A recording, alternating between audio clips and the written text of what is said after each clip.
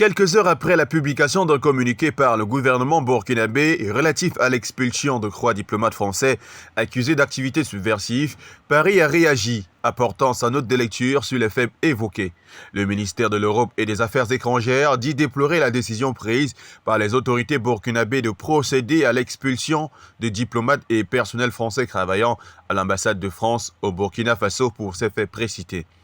Par la même occasion, Paris estime que cette décision ne repose sur aucun fondement légitime et rajoute même que ce sont des accusations infondées portées par les autorités burkinabées à l'encontre de ces agents.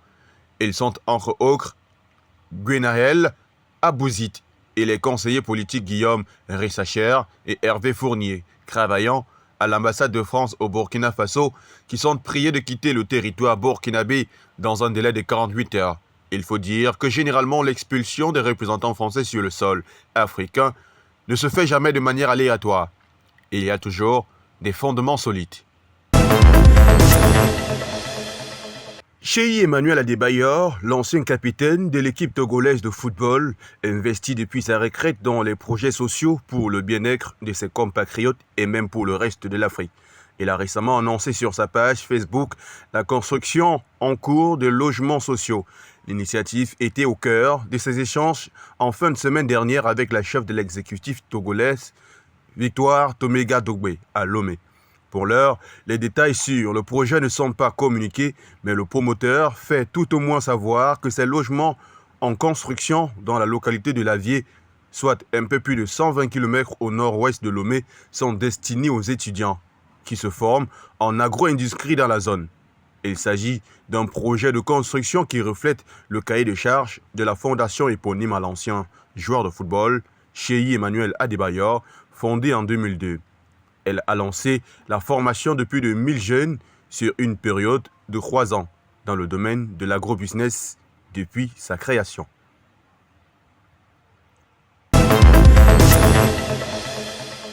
En raison du décès brusque et tragique du chef de l'armée du Kenya, le général Francis Ogola, le président William Ruto a décrété 3 jours de deuil national dans le pays. En date du jeudi 18 avril 2024, le général Ogola a trouvé la mort dans un accident d'hélicoptère dans l'ouest du Kenya. L'engin qui transportait 11 personnes s'est écrasé dans une zone éloignée, non loin de la frontière avec l'Angola, et a pris feu. Selon le bilan actuel, 9 personnes ont perdu la vie dans ce drame et les causes de l'accident ne sont pas encore dissipées. Ce tragique incident se produit donc alors que le chef de l'armée du Kenya effectuait une tournée dans la région occidentale du pays, une zone en proie à des troubles incessants et de fréquentes attaques perpétrées par des brigands locaux. C'est donc âgé de 61 ans que le général Francis Ogola plonge sa famille, le corps de l'armée kenyane et tout le pays entier dans une profonde douleur. Une grosse perte pour la nation qui laisse ainsi un si grand vide.